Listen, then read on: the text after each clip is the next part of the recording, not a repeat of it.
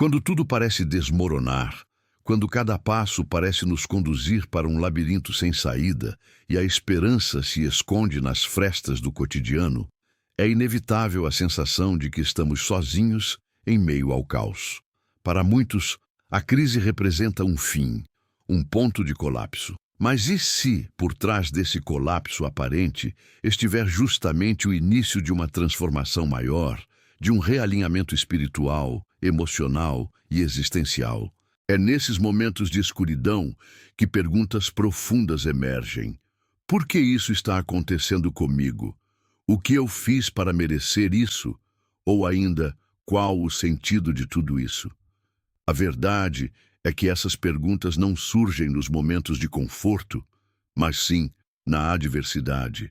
Quando perdemos algo, alguém, ou até a nós mesmos. Quando a vida nos obriga a parar, olhar para dentro e confrontar a verdade crua e silenciosa que habita em nosso íntimo. A chamada noite escura da alma, descrita por São João da Cruz, não é apenas uma fase melancólica. Trata-se de um processo espiritual profundo, onde a alma, sentindo-se desconectada de Deus, atravessa um período de vazio existencial. É um silêncio da alma, uma ausência sentida da presença divina, que leva muitos a pensarem que estão abandonados. Mas essa ausência é, na verdade, um convite, um chamado para romper com a superficialidade e mergulhar na essência do ser.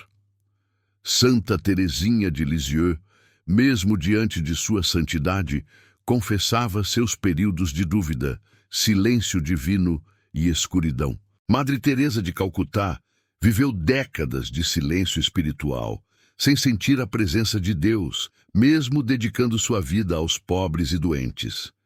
E ainda assim, permaneceu, persistiu, porque compreendia que o amor verdadeiro não depende de sentimentos constantes, mas de uma escolha diária, silenciosa e firme.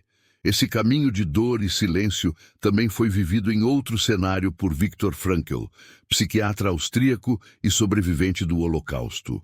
Em meio ao horror dos campos de concentração, ele desenvolveu a logoterapia, uma abordagem terapêutica centrada na busca de sentido.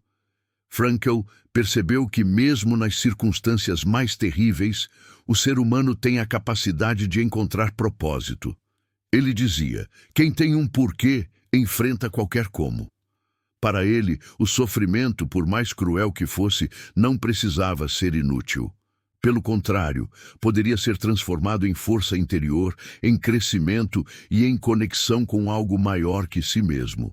Ao pensar nas crises pessoais que enfrentamos, perdas familiares, falência, doenças, términos, desilusões, é possível perceber que todas elas, de alguma forma, nos forçam a parar.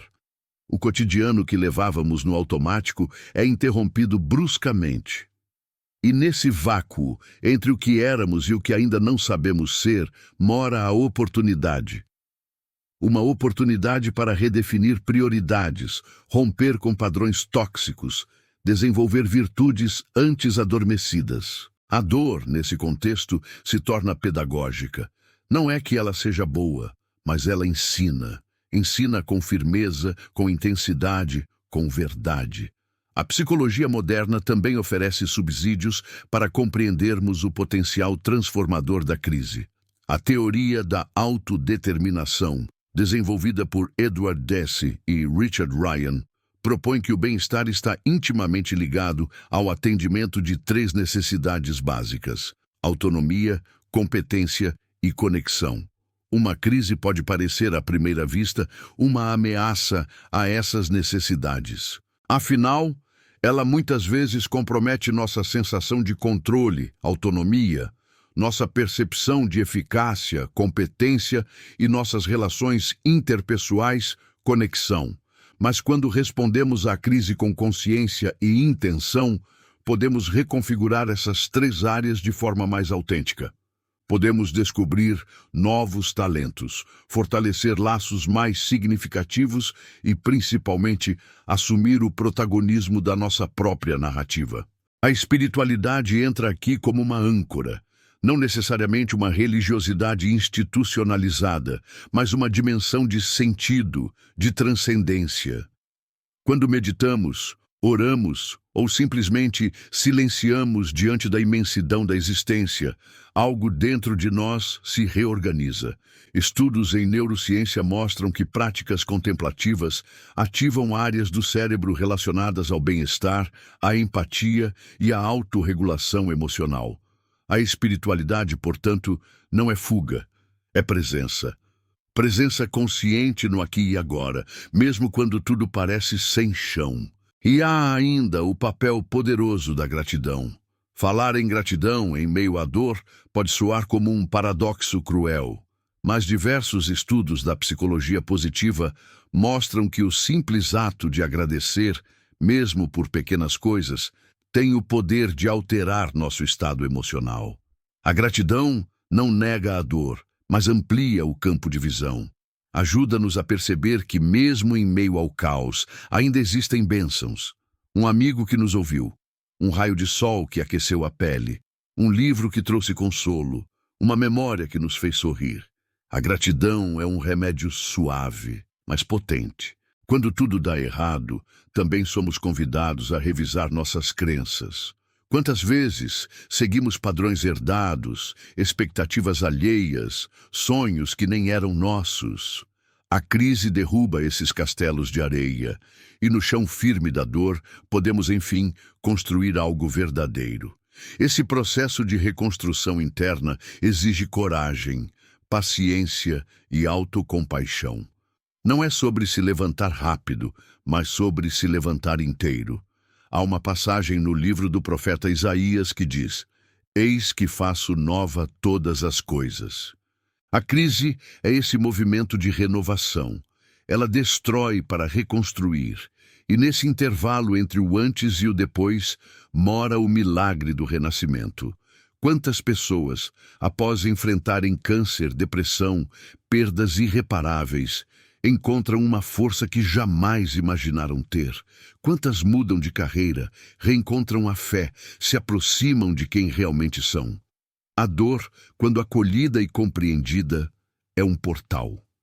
O efeito Pigmalião, um conceito estudado na psicologia, mostra que as expectativas que temos sobre nós mesmos moldam nossos comportamentos e resultados.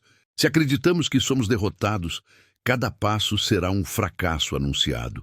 Mas se, mesmo diante do sofrimento, mantemos a chama da esperança acesa, ela se tornará uma tocha que ilumina o caminho de volta. Isso não significa negar a realidade, mas escolher a forma como vamos reagir a ela.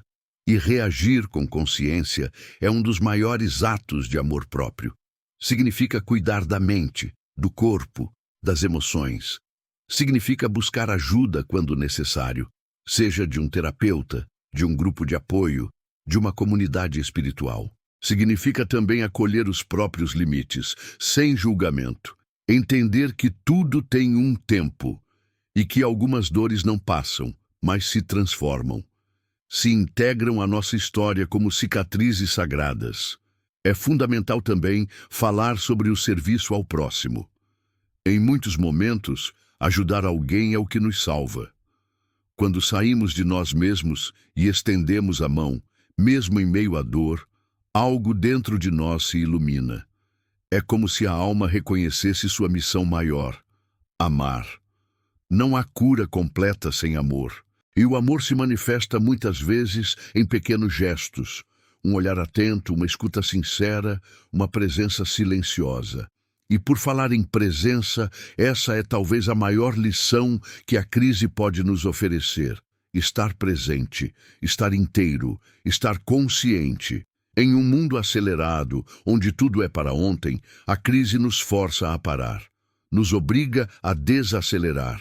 E nesse desacelerar, reencontramos o sagrado no simples, no respirar, no sentir, no ser. Se você está passando por uma crise agora, saiba, você não está só. Milhões de pessoas em diferentes partes do mundo também estão enfrentando suas batalhas. E muitas delas, assim como você, estão tentando compreender o sentido de tudo isso. Não se cobre respostas imediatas. Permita-se sentir. Permita-se buscar. Permita-se transformar. A vida é cíclica. Nada permanece igual para sempre. Nem a dor, nem a alegria. Tudo se move. E nesse movimento vamos nos descobrindo, nos reconstruindo, nos encontrando. Quando tudo dá errado, talvez seja o momento de tudo começar a dar certo, de verdade. Porque só quando somos despidos de tudo o que não somos, é que começamos a nos aproximar de quem realmente somos. E esse reencontro consigo mesmo é o maior milagre de todos. Se este conteúdo falou com o seu coração, compartilhe. Alguém pode estar precisando dessa mensagem hoje. E não se esqueça de deixar seu like, se inscrever no canal e ativar o sininho para receber mais vídeos como este. Juntos, podemos atravessar as noites mais escuras e encontrar a luz que habita em nós.